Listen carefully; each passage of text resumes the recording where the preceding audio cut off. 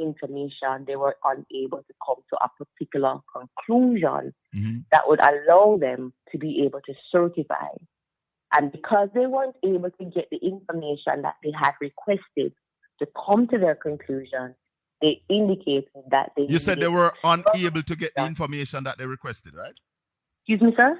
You said they were what? Able or unable to get the information? They weren't able. They whether weren't. by voluntary information or otherwise. Right. They weren't able to get this information. And so because this information remained outstanding, they were unable to confirm what was being said. And they recommended that further investigation be done by a specialist entity. I don't know if you can help me with this, because the fact that the Integrity Commission tabled a report in the Parliament, there are some people who are saying that once they tabled a report, they should have come to a conclusion or not tabled a report. How does that work? Why would you do that? You're going to then say, oh, they're taking very long. Yes. And then they'd perhaps never be able to table it because they genuinely don't have the information. Right. What they did was they tabled the report to provide you with an idea of what information they have and indicate what they didn't have. Let us be honest. They have a challenge. The Integrity Commission has what is called a Gag Clause, which means that they can't speak about anything until it's tabled. Right. So we would never know as a public whether or not they're investigating you until they table the information. As a public, I would never know. You would know because you would have gotten letters. You'd have met with them. You'd understand that they're asking certain questions. Yes. But until they table the report, I would know that they're investigating you because they're not allowed to even mention that they're doing so. So the act of tabling the report operates in two ways. It operates so that we understand what it is that they're doing, and it operates so that we know what they know. Because if they don't table it, we would never know what they're doing. And if they don't table it, we'll never know what they know. So, from a personal standpoint, the fact that they table a report, and I'll say this, I was one of the persons who was saying to who were calling for the Integrity Commission to table a report. Let's know what is happening because the statutory filing of the Prime Minister was not certified for how many years. Are you saying then that there's no problem legally with what the Integrity Commission did in tabling that report? No, that's what they're required to do. The law requires that after they do their work, they can't come to the public, which is why you would have heard NRA and others saying, get rid of the gag clause, because you don't know what they're doing. And there are questions that are being asked in the public domain, and how they're not going to answer. Them can't do a press conference.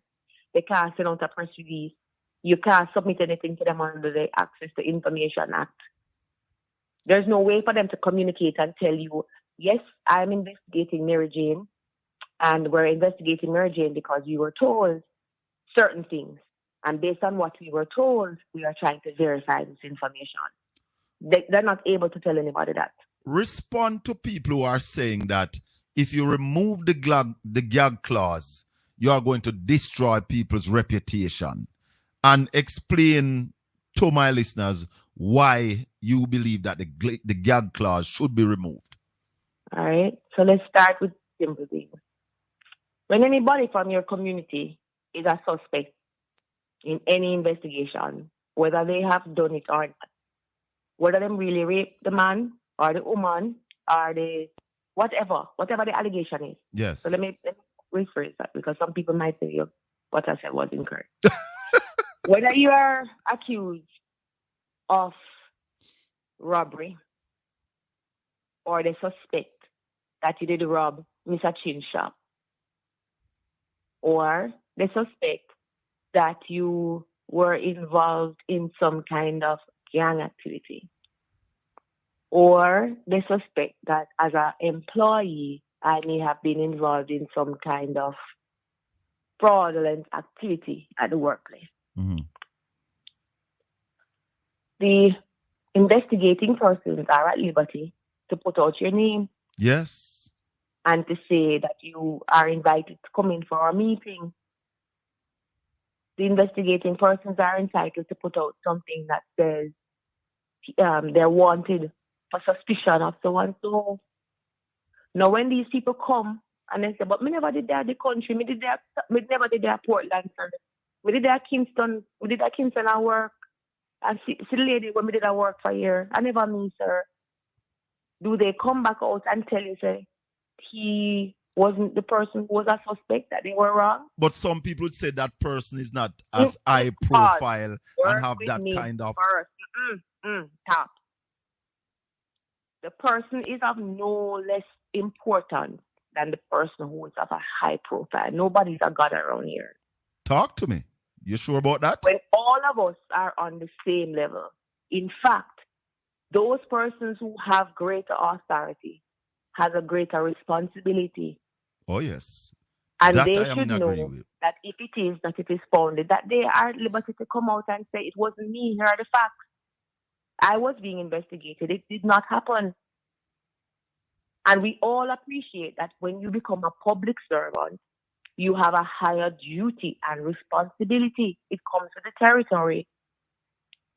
So you shouldn't feel that your reputation is more important than the person at the bottom of the society. Talk to me. So that's one of the things that I personally have a challenge with, because we all should be treated the same way. Nobody's reputation is more. In fact, I want to tell you that a gentleman whose name was broadcasted in the community who did not do the robbery or wasn't part of the gang now has what is called an adverse trace. We don't talk about that. But he's labeled under the police records as having an adverse trace. When he gets a police report, it's not noted on the police report, but the police has a bank. And they do note that you came in under these circumstances. And he doesn't have that connection to clear his name. To the embassy for a visa, and they get a police report, and the police report says that you're good and clean and has never been charged. The embassy is entitled to do another request from the police, and the police can provide a report that indicates that you have an adverse trace. Oh. Adverse trace means that they are aware that you may associate with persons of questionable character. You may be suspected of being in a crime, but they can't prove it. And you have an adverse trace. And that adverse trace don't wash off. That adverse trace don't change. That adverse trace don't grow out. If you were 13 with the adverse trace, when you're 66, you have the adverse trace. So don't tell me that politicians' reputations are more important than the people who pay them. Don't tell me that adverse trace that affects every person who has ever been investigated or suspected of being in any wrongdoing, that they are less important than a politician. Don't question the responsibility that every politician has to the persons who pay them, because as Jamaicans, you are the employer. A lot of people don't know that, Daniel. And a lot of every people don't recognize that. Has a right to ask for a police report. And every employer has a right to ask, oh, so they just pick you up, but they never really charge you. So you're good then. Okay. Mm-hmm. So the onus is on us to ensure that if you are being so investigated, you provide the information and you let us know. We can decide whether a full thing are going or a stupid business that's making go on, nothing like that. And we're capable of making that decision. And as a politician, you have adequate resources that you can get it out to the public that I have been cleared. That is it as well. That you also have that advantage. You look a man from Remo or down at Dunkirk where them creep up. Or up a Millbank. 14 days and no him not get no charge, him lose him job, him come out and everybody say, yeah man, a whole criminal that. And he's never been charged. And him don't have the ability. He has no money to go and do a PR campaign to show people that I never did this. Him can barely buy food. That's it. Now, if you're just joining us, listeners and viewers, we're talking to Danielle Archer, attorney at law, and she's the head of the NIA, National Integrity Action. We're talking about the Integrity Commission because a lot of people hear about the Integrity Commission and don't have the full understanding. The Integrity Commission is tasked with certifying our politicians, and not just our politicians, but we want to look at our politicians this morning when they submit their statutory filing. They are also charged that when they certify the filing of the Prime Minister and the leader of the opposition, a summary be made public. What is normally in that summary, Daniel? The summaries usually that is made public is what their earnings are. So you're able to see what they've earned, what their value is, how their asset has grown, and that is I want to say it's a comfort to the society for us to understand whether that their income have exceeded or it's grown exponentially. It gives us confidence that they're utilizing their authority in a reasonable way. Just for clarity, I did mention before the investigation for the former House Speaker, and I just wanted to confirm that it was that she was charged for failing to declare a government concession vehicle. Right. So that was what she was charged for. And that was because she had gotten the vehicle, obtained the traveling, but had not included that information in her filing on her declaration. And she was charged, and what? So because she would have been declaring that at this, I haven't seen the documents, but clearly the fact that she'd have gotten the travel emolument, they would ask, but what are you getting this travel emolument for? They would then look to see, it's connected to this motor vehicle. Mm-hmm. But when they look at the statutory declaration, they're not seeing where she has declared that she owns this motor vehicle. So they would have had to say, but why didn't you declare owning this motor vehicle when you were getting travel for it? And then now you get, yes, I do own it, I bought it, so on, so on, so on, so on. And that's what statutory declarations allow us to do. It allows us to trace and connect the dots to see if you're getting this and you have why, where is it coming from? But Daniel, we're wrapping up, but tell me this. What sense does it make if the Integrity Commission is supposed to certify our politicians, but whether or not they are certified, they are allowed to run in an election? What sense does that make? All right. When we talk about this kind of discussion, what we must be focusing on is the connection between our legislation and the kind of society that we want. Mm-hmm. That's why you hear a lot of persons talking about changing the governance system so that people have a greater say in such events. Yes. People can start asking more questions, and people can even suggest the kind of laws that they want. Mm-hmm. As we speak, there are no consequences that affect any politician from running, being part of governance, having failed to file their statutory declaration. There is really no consequence. And one of the things you must appreciate as a listener is our parliamentarians make the law, and they're always going to make sure that they have the benefit of that legislation. So they're not going to put into that legislation consequences that are going to affect them as politicians. It is the people who will have to ask for such consequences. So the legislation as it stands does not disqualify anyone from running for failing to have your declaration certified. This is a matter for the political party that the parliamentarian may belong to. It is an issue that would be the responsibility of any person who feels that it is important. And at the relevant time, as we talk about constitutional reform, mm-hmm.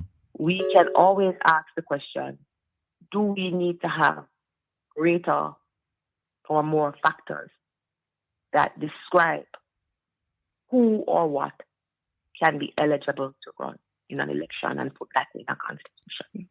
So what then is the weight of the Integrity Commission, certified or not certified? What weight does that carry then?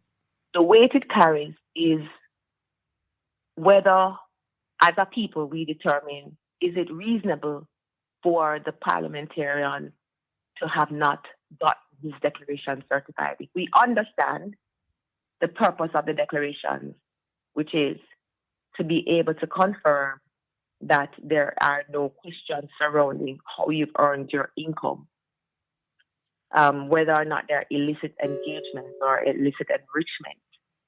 If we accept that the inability to certify raises a substantial question that you are unable to provide information to satisfy investigators that you have earned this sum legitimately, that's a matter for the public to decide if that's important.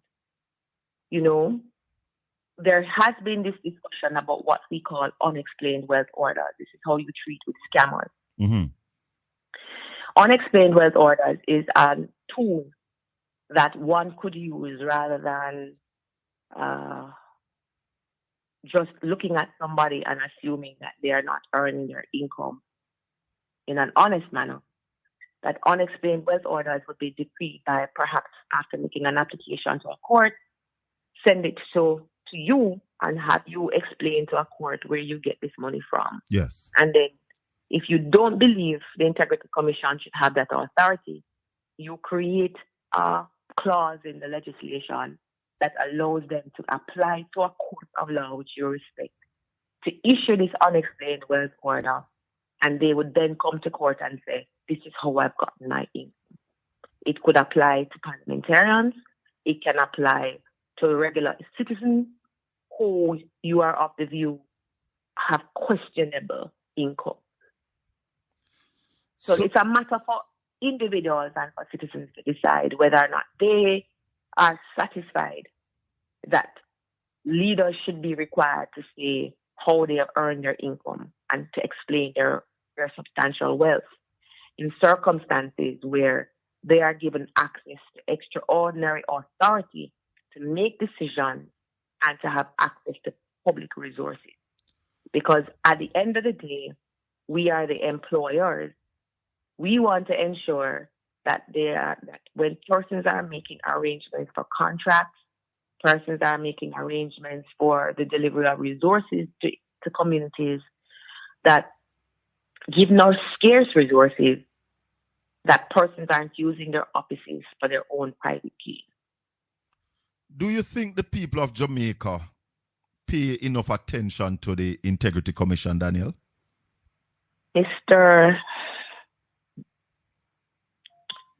We pay as much attention to the Integrity Commission as we choose to. When a pot is boiling, many of us will not pay attention to it. It's when the food cook. Pot on and we just watch the pot. When it boil over now, or when the members say, pot the pan stove, that's all. Yes. All right. That's how we respond to the Integrity Commission. Finally, we don't pay attention to it until something happens. Mm-hmm. And I think as a people, we need to become a little bit more conscious that as employers of parliamentarians, as employers of every government official, as employers of every public servant, that's why they're called public servants, that we are the holders of this opportunity for them and become more responsible in how we know they perform and become more responsible in what we expect of them. So it's not just the Integrity Commission. I think generally as citizens, we don't pay much attention to government because we feel that government is over this law and I'm just here, and we don't accept that government involves all of us. Mm-hmm. And those who are actually selected to lead or those who are actually working in government entities represent me and are paid by me and report to me, so they have a duty to me. We don't have that. And once we grasp that understanding that we are the employers, yes, we are that the boss. Every government official reports to me, then we would have a greater interest in our own business. When you know, sir, you're a business, yes, and you realize that you are the CEO of your business, oh yeah, and that you, based on what you want to do, based on what you want to gain, that how it will go is your ideas that people live off. So if you don't have a problem with it, it's good, because you are running your business. Right. But there are some of us who may disagree and say, no, man, I want my business run straight and proper. I want to make sure so I can earn more and there's greater profitability. I'm going to spend the money right and that wastage is stopped. Yes. Then I will now have to take a responsibility to manage my business to make sure that it is operating the best way possible. And you have a responsibility to turn up at the AGM. Excuse me? You have a responsibility to turn up at the annual general meeting of your company.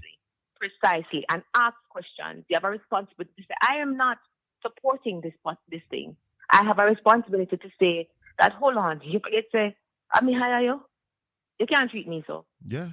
The same way people treat lawyers and complain that lawyers are them hire the lawyer, and none of them work. And the same way you're supposed to respond to the government and to all public officials. So the question is not just how we respond to the Integrity Commission, it's how we respond to every arm of government. You just spoke to us about unexplained wealth, but the Integrity Commission also investigates people for illicit enrichment. Finally, explain that to us, and there's also an attempt to remove that from the books. Illicit enrichment is really just that. You have gotten it illicitly. There are no legal ways for you to get it. And unexplained wealth is really that. You don't have any honest way of earning what you say. And so you've done it in a corrupt way. You've done it wrong. You've not done it through the right channel. You may get illicit enrichment by being paid bribes or grafts. You may get illicit enrichment by making sure that you get kickbacks from giving out a contract. And so illicit enrichment means that you really are using public office because you have awesome power. You know who when get a contract. You know what the contract is worth. You know what the people are prepared to pay for the contract. You know that there is an idea that road when built on the side of the island, so you walk on. All of them hosts there, if you can buy them house there, when the road are built, you can make some money coming and sell back the house them to them and you can make a money. Or, you know, so road are going to build, you can put one gas station right there. So I know the gas station people are willing to give people contract around it. So you walk on.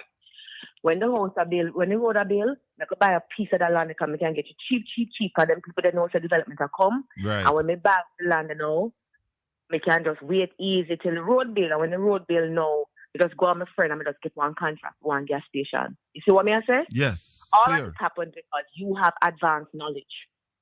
And you're able to use that advanced knowledge to your benefit. When you look at your salary and the job that you have or what you're doing, how do you explain being able to buy that piece of property? Where you got that money from? How did you know that you were going to be able to make such money in such a short time?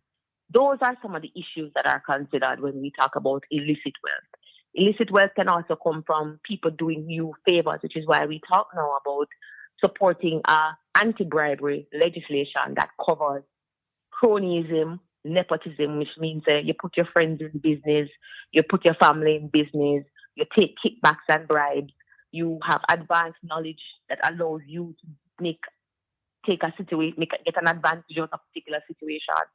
As a people, we need to start thinking about the kind of laws that we want to have that makes everything more equal or equitable and ask for it. So there are conversations about removing it. There are conversations now about not having unexplained wealth orders now. As a people, we need to ask why we can't have it. How helpful would it be? And guess what? Draw on people who you have confidence in to explain these things to you and who are trained to understand it, and see if they have any interest to serve. If you don't value what I say, go and check it out and see what other people internationally have to say about unexplained wealth orders to justify whether or not you're to independently support it. Just before I go, I had mentioned the position with gifts, and I wanted to clarify that. Yes. If you look at the 2023-2024 annual report, the Integrity Commission highlighted that the current legislation allows relatives of parliamentarians and public officials to offer gifts without any reporting requirements. I repeat. The 2023-2024 annual report of the Integrity Commission highlighted that current legislation allows relatives of parliamentarians and public officials to offer gifts without any reporting requirements. But that must change, Daniel. And their concern with that is that this could be exploited to disguise illicit benefit. But that must change. I want to ask you one final question. Do you think that we need to bring legislation in place that our active politicians should not be doing business while in office? That's my view. I'm asking you, what do you think about that? I don't know if I want to take it that far, because one of the things that you want to do, and it's one of the people would say one of the security of the institutions. If persons have their businesses, before you would want to create an atmosphere that doesn't preclude them from being business persons, because that's their livelihood. And if persons are secure in their livelihood, it's more than likely that if they are monitored by an integrity compass, that they would not be willing to engage in certain activities. I say that as a large explanation. On a simpler explanation, one could put in safeguards that would ensure that even if they have a business, that business is not something that touches and concerns their portfolio, something that touches and concerns that they can't do certain things with that business for a particular period of time, or they can't establish a particular business in a particular area for a particular period of time. I don't think it's fair to say they can't have a business. What you perhaps want to do is explore what could be put in place to secure or ensure that that business does not receive the benefit of them being in politics.